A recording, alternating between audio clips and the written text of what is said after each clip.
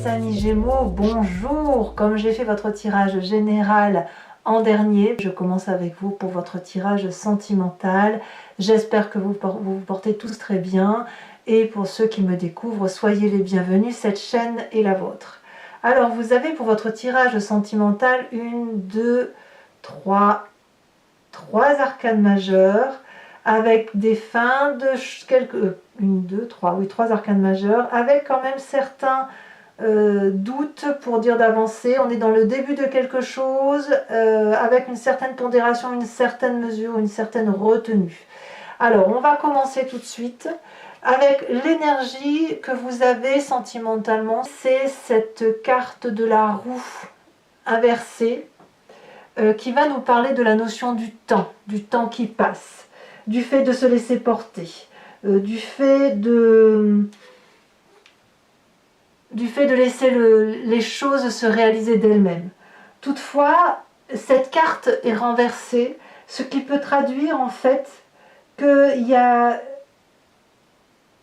la fin de quelque chose d'un point de vue du laisser-aller, du temps karmique, vous voyez, du temps qui passe. Peut-être que vous êtes en train de grandir d'un point de vue affectif, au même titre que vous déployez au niveau de votre tirage général, où effectivement on voit que vous sortez de votre chrysalide, et là, d'un point de vue affectif, peut-être que vous gagnez en maturité, peut-être que vous avez décidé de ne plus vous laisser influencer dans vos émotions, dans vos relations, comme quelqu'un qui veut garder le contrôle de sa vie et de déterminer ses choix affectifs. C'est comme ça que je vous ressens sur ce début de mois, avec quelqu'un qui ne laisse plus les choses faire d'elle-même, qui refuse de laisser au temps le temps nécessaire pour avancer, mais qui clairement prend sa vie en main. Du moins, c'est très prégnant sur ce mois, c'est un désir ardent, c'est comme ça que vous voyez les choses. Ce qui pourrait vous retenir, alors pour certains, on va peut-être aussi me parler d'une certaine peur à voir avancer des situations. Une peur de voir revenir des ennemis du passé, ou peut-être aussi que l'on perd pour certains d'entre vous des gens que l'on aimait fortement. Attendez, je fais tomber une carte. Des gens que l'on aimait fortement et qui partent derrière nous. Alors, c'est possible aussi, mais moi, vu votre tirage général, j'ai plutôt le sentiment que c'est vous qui décidez ou de rompre, ou de reprendre votre destin en main, ou de choisir les personnes avec qui vous voulez vivre. Enfin, du moins, d'un point de vue sentimental, vous décidez de prendre le contrôle de vos désirs, de vos passions. Ce qui pourrait vous détourner de cette situation-là, c'est le fait qu'on quitte une émotion affective douloureuse. On quitte aussi un jardin d'abondance. Peut-être que quelqu'un se sépare de vous, hein. Il y a peut-être ça, mais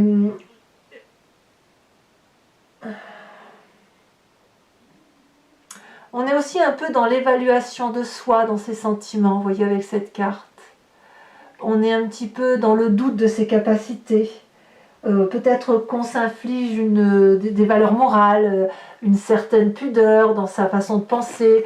Alors peut-être que ça va bien parler à ceux qui veulent se séparer d'une personne. Ils pourraient être capables de rester, de rester dans une situation par peur de dire à l'autre personne qu'elle ne l'aime plus, par exemple. Ça peut être aussi une personne qui sait ce qu'elle veut, d'un point de vue purement affectif, mais qui ne fera pas le premier pas par modestie ou par peur de ne pas plaire. Voyez, vous êtes dans cette énergie-là. Vous avez envie d'aller de l'avant, mais quelque chose vous empêche d'aller vers cette décision que vous avez à prendre par rapport à la relation affective, soit par pudeur, soit parce qu'on vous impose une séparation. Donc auquel cas c'est vous qui subiriez ce départ, ou c'est vous qui vous retiendriez à ne pas partir, ou vous le faites juste dans votre tête. D'un point de vue affectif, il y a quelque chose qui relève de l'abondance, mais on recherche autre chose. On est dans l'évaluation de soi, d'une recherche de soi d'un point de vue affectif. Pourquoi? Parce que vous venez d'un passé avec cette carte du monde inversée qui va nous parler d'une personne qui justement a du mal qui a eu du mal à se donner des limites, ou qui s'est égaré, ou qui a eu du mal à passer à autre chose, à grandir, ou qui vivait dans une enfance qui ne se terminait pas, une forme de gaminerie si vous voulez. Il y avait peut-être probablement une sorte de confort à rester dans la situation dans laquelle vous étiez, alors qu'il fallait mûrir. Il y a de ça.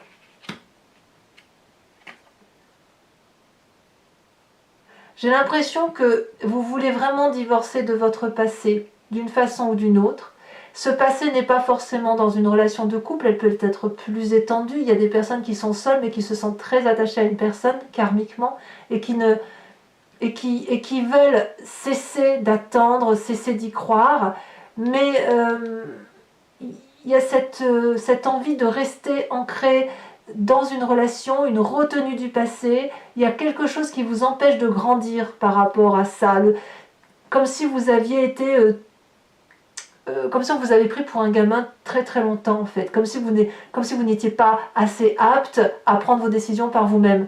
Alors oui, effectivement, vous changez littéralement.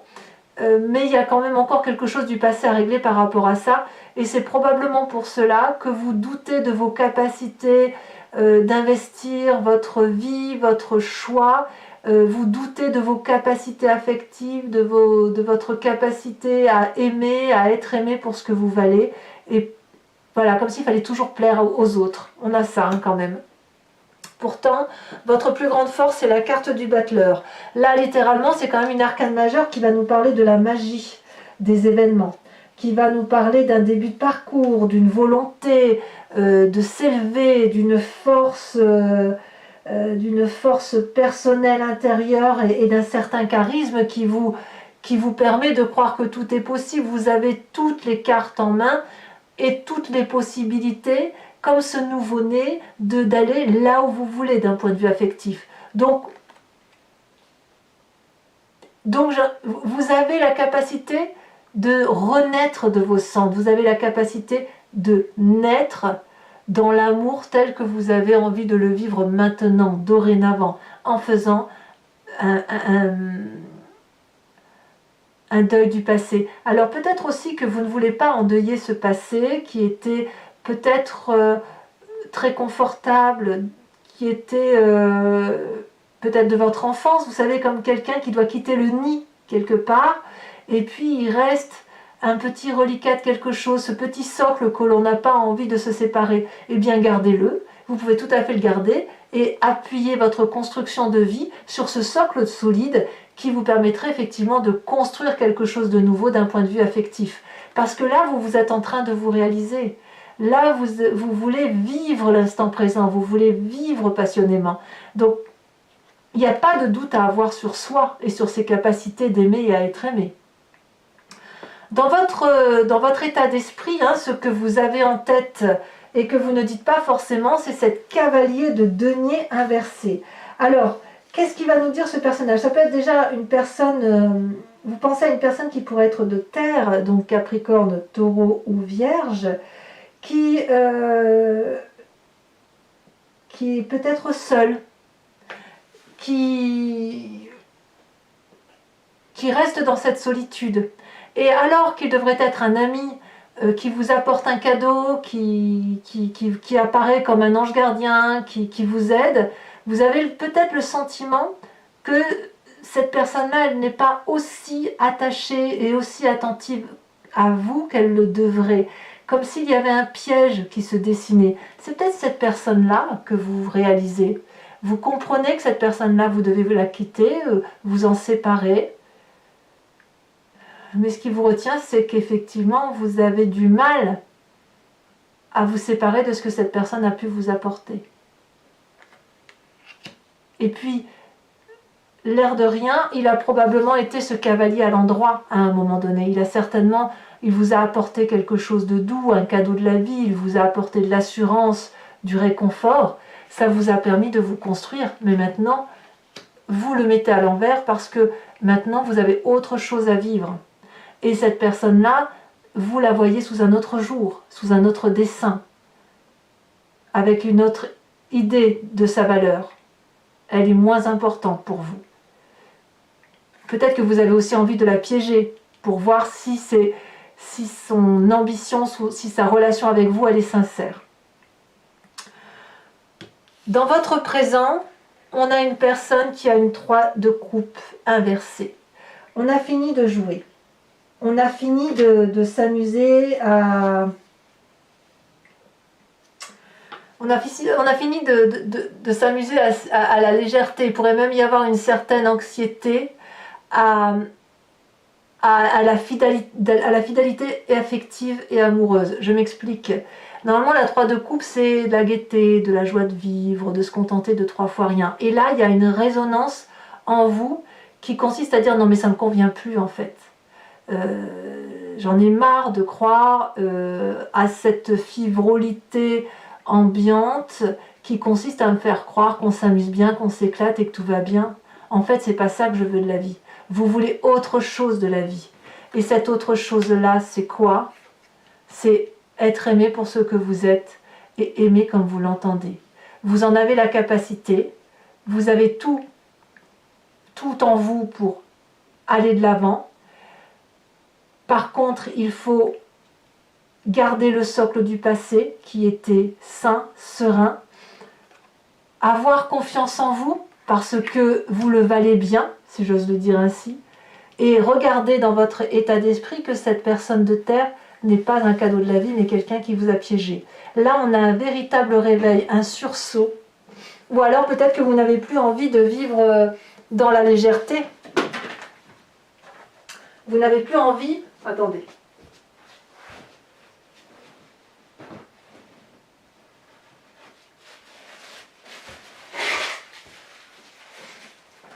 J'ai été me chercher un petit mouchoir, vous pouvez m'excuser. Vous n'avez plus envie de relations qui soient... Vous n'avez plus envie de relations qui n'aient pas de lendemain. Vous voulez peut-être avancer, peut-être même que vous allez le piéger pour voir si son amour est sincère ou si sa relation avec vous elle est sincère. C'est possible. Il y a de l'auto-évaluation là. Vous évaluez votre propre valeur. Alors que vous savez où vous voulez aller, vous n'êtes pas sûr que vous faites les bons choix. Qu'est-ce qu'on a au fond de soi, dans son inconscient profond? On a cette 2 de bâton inversé. Vous êtes rempli d'incertitudes et de doutes dans les sentiments. Ça confirme, ni plus ni moins, ce que je vous disais. C'est-à-dire que votre inconscient est parfaitement connecté à votre réalité consciente. Vous pensiez être dans une relation douce, fluide, et puis au fond de vous, il y a quelque chose qui vibre différemment. Vous voyez que ça sonne faux, que la symphonie comporte des fausses notes. Et dans votre conscient, vous mettez ça sur le dos de cette cavalier de denier, qui, comme je vous le répète, a pu être quelqu'un de très stable. Et puis cette amie-là, cette personne-là qui semblait solide, stable, elle ne l'est plus à vos yeux. Vous ne riez plus, vous n'avez plus envie de cela. Donc, on remet les choses en balance. On se dit non, moi je veux ceci. Et pourquoi est-ce que je suis dans cette incertitude de savoir ce que je vaux? Eh bien peut-être parce que ça vous vient de votre passé. Peut-être parce qu'on vous a donné des bases qui n'étaient pas aussi solides que cela. Peut-être qu'on vous a menti sur votre propre valeur. Alors votre plus grand défi, mes amis Gémeaux, ça va être d'être cette 3 de bâton qui va vous demander de vous structurer, d'avancer en pleine conscience, de vous organiser de façon à ce qu'effectivement vous ayez des décisions qui puissent être pondérées et organisées autour de vos valeurs. Avec cette 3 de bâton là, on met de la propreté dans son histoire. On regarde les choses avec précision et on a aussi cette forme d'audace qui nous permet d'avancer. On n'est pas juste dans l'intellect, on est dans l'action. On avance dans une relation, non pas à tâtons, mais en agissant et en regardant de très près avec minutie les détails de sa relation. Et c'est ça votre défi, c'est ça votre mission du mois. Et c'est comme ça que vous devez regarder. Est-ce que ce cavalier de denier que vous ne voyez plus comme quelqu'un d'aussi intègre, que vous ne regardez plus comme un dieu ou comme un ange. Est-ce que c'est vrai? Est-ce que c'est faux? C'est la 8 de coupe qui vous le dira. C'est l'auto-évaluation de votre personne et de vos valeurs qui vous le dira.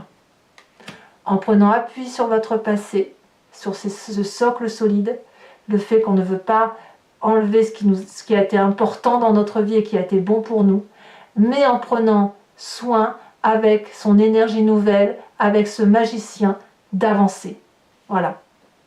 Pour certains d'entre vous, vous pourriez avoir envie de vous mettre en couple, de vous installer avec une personne et de réfléchir à savoir si cette personne a vraiment envie de s'installer avec vous.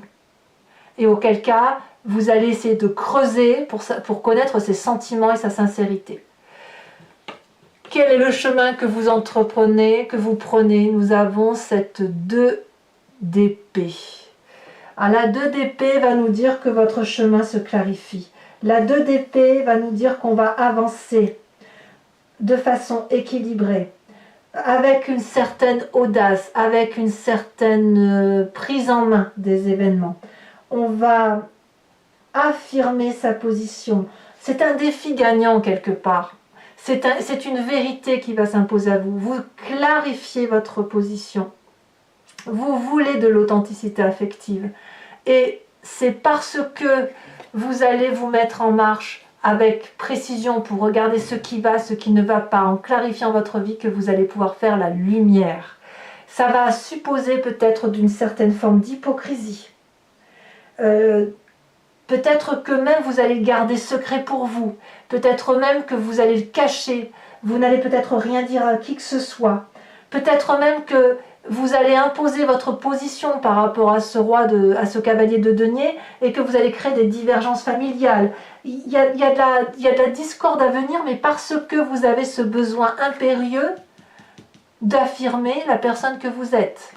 Donc, on est dans l'auto-évaluation et on a besoin de précision. Voilà. Mes amis Gémeaux, maintenant je vais approfondir avec le psychotarot qui, je vous montre, c'est le psychotarot du docteur Denise Roussel, et je vais donc recouvrir l'anti-jeu. Allez, c'est parti, on va voir ce que le psychotarot a à nous dire.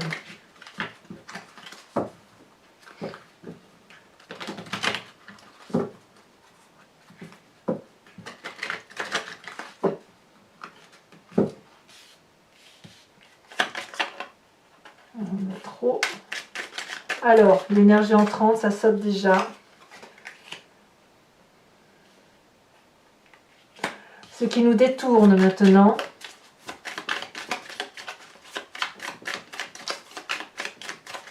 Avec cette 8 de coupe. Alors, je vous dirai uniquement lorsque c'est prononcé, parce qu'il y a dans ce tarot, ce que j'aime bien, si vous voulez, c'est qu'il y a des signes, les signes du zodiaque qui ressortent, les cancers. Ici, ça ressort. Ici, nous en avons 2.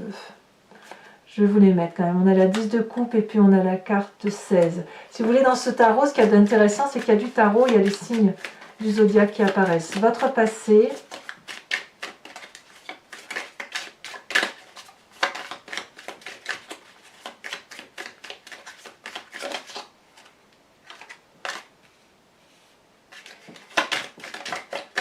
Votre force. On a la 10 de pentacle. Votre état d'esprit, oui, c'est bien la mort d'une relation. Votre présent.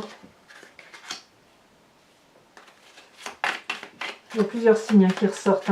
Ici, je crois que c'est la dame de cœur. Votre inconscient ici. 3 de denier. C'est un signe fort, ça. Votre défi ici. Je crois que c'est la roi de coupe. Il faut que je vérifie avant de faire l'approfondissement, bien sûr. C'est un tarot que je découvre, un jeu que je découvre, donc certaines cartes ont des spécificités supplémentaires. Et le chemin que vous entreprenez de prendre cette 4 de coupe. Je vous tirerai également le tirage du grand jeu de Mademoiselle Lenormand, à partir de 5 cartes pour vous parler du passé, du présent et du futur. Et puis je vais également vous tirer toujours, je vais vous la tirer tout de suite, comme ça vous la verrez, une carte de l'oracle qui s'appelle Evidencia et qui nous propose de nous inspirer d'une image, d'une couleur, d'une énergie colorée qui nous traverse l'esprit et qui nous permet de traverser le mois avec beaucoup de fluidité.